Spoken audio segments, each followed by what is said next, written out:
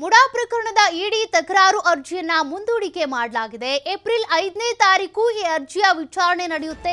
ಜನಪ್ರತಿನಿಧಿಗಳ ಕೋರ್ಟ್ನಿಂದ ಅರ್ಜಿ ವಿಚಾರಣೆಯನ್ನ ಮುಂದೂಡಿಕೆ ಮಾಡಲಾಗಿದೆ.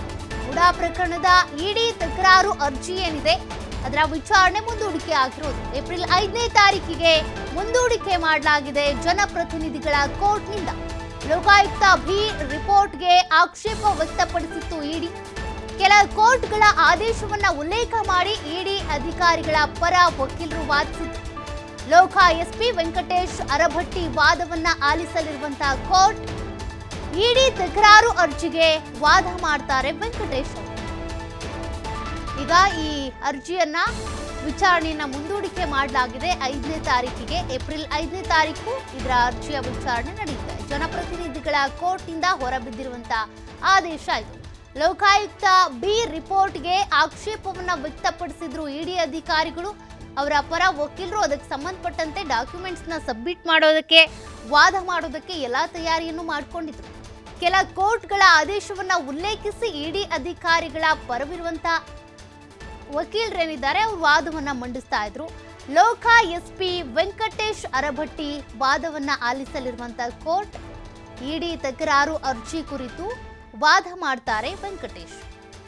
ಯಾತಕ್ಕಾಗಿ ತಕರಾರಿರೋದು, ಬಿ ರಿಪೋರ್ಟ್ಗೆ ಯಾಕೆ ಆಕ್ಷೇಪವನ್ನ ವ್ಯಕ್ತಪಡಿಸ್ತಾ ಇರೋದು, ಅದಕ್ಕೆ ಸಂಬಂಧಪಟ್ಟಂತೆ ಏನು ಮಾಹಿತಿ ಏನಿದೆ, ಡಾಕ್ಯುಮೆಂಟ್ಸ್ ಏನಿದೆ ಅನ್ನೋದನ್ನ ಗೊತ್ತು ಮಾಡಬೇಕಿದೆ. ಲೋಕಾಯುಕ್ತ ಅಧಿಕಾರಿಗಳು ಈಗಾಗಲೇ ಕ್ಲೀನ್ ಚಿಟ್ ಕೊಟ್ಬಿಟ್ಟಿದ್ದಾರೆ. ಸಿಎಂ ಸಿದ್ದರಾಮಯ್ಯ ಇರ್ಬೋದು, ಅವರ ಪತ್ನಿ ಇರ್ಬೋದು, ಉಳಿದಂತ ಆರೋಪಿಗಳಿಗೂ ಕೂಡ ಕ್ಲೀನ್ ಚಿಟ್ ಸಿಕ್ಕಿರೋದು.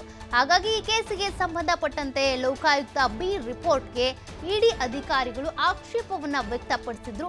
ಅದರ ಬೆನ್ನಲ್ಲೇ ಇವತ್ತು ಅರ್ಜಿ ವಿಚಾರಣೆ 5ನೇ ತಾರೀಕಿಗೆ ಮುಂದೂಡಿಕೆ ಆಗಿದೆ. 5ನೇ ತಾರೀಕು ಜನಪ್ರತಿನಿಧಿಗಳ ಕೋರ್ಟ್ನಲ್ಲಿ ಇದಕ್ಕೆ ಸಂಬಂಧಪಟ್ಟಂತೆ ಅರ್ಜಿಯನ್ನ ಕೈಗೆತ್ಕೊಳ್ತಾರೆ. ಆಗ ಯಾವ ರೀತಿ ವಾದ ಪ್ರತಿವಾದ ಇರುತ್ತೆ ಅದನ್ನ ಗಮನಿಸಬೇಕಿದೆ.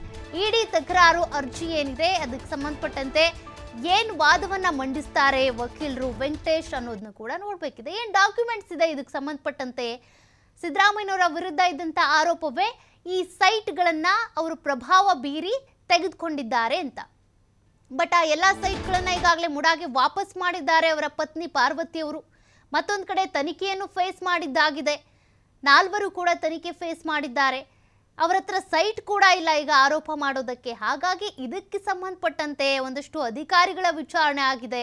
ಮತ್ತೆ ತಹಶೀಲ್ದಾರ್ ಕಚೇರಿ ಇರ್ಬೋದು, ಅಲ್ಲಿದ್ದಂಥ ಮುಡಾ ಕಚೇರಿ ಇರ್ಬೋದು, ಅಲ್ಲೂ ಕೂಡ ಒಂದಷ್ಟು ದಾಳಿಗಳು ನಡೆದಿದ್ವು. ಆ ಸಂದರ್ಭದಲ್ಲಿ ಏನು ಮಾಹಿತಿ ಕಲೆ ಹಾಕಿದ್ದಾರೋ ಇಡಿ ಅಧಿಕಾರಿಗಳು ಅದನ್ನು ನೋಡಬೇಕಿದೆ. ಇಡಿ ಅಧಿಕಾರಿಗಳ ವರದಿಗೂ ಲೋಕಾಯುಕ್ತ ಅಧಿಕಾರಿಗಳ ವರದಿಗೂ ಬಹಳ ತದ್ವಿರುದ್ಧ ಇರೋದು. ಲೋಕಾಯುಕ್ತ ಅಧಿಕಾರಿಗಳು ಕ್ಲೀನ್ ಚಿಟ್ ಕೊಟ್ಟಿದ್ರೆ ಇಡಿ ಅಧಿಕಾರಿಗಳು ಸಿದ್ದರಾಮಯ್ಯನವರ ಪಾಲಿದೆ, ಇದರಲ್ಲಿ ಪ್ರಭಾವ ಬೀರಿದ್ದಾರೆ ಅನ್ನೋದನ್ನೇ ಅವರು ಉಲ್ಲೇಖ ಮಾಡ್ತಾ ಇರೋದು. ಹಾಗಾಗಿ ಈ ಕೇಸಿಗೆ ಸಂಬಂಧಪಟ್ಟಂತೆ ಏನಾಗುತ್ತೆ, ತಕರಾರು ಅರ್ಜಿಯ ವಿಚಾರಣೆ ಆದ ನಂತರನೇ ಗೊತ್ತಾಗಬೇಕಿದೆ. 5ನೇ ತಾರೀಕು ಜನಪ್ರತಿನಿಧಿಗಳ ನ್ಯಾಯಾಲಯದಲ್ಲಿ ಮತ್ತೆ ಅರ್ಜಿ ವಿಚಾರಣೆ ನಡೆಯುತ್ತೆ.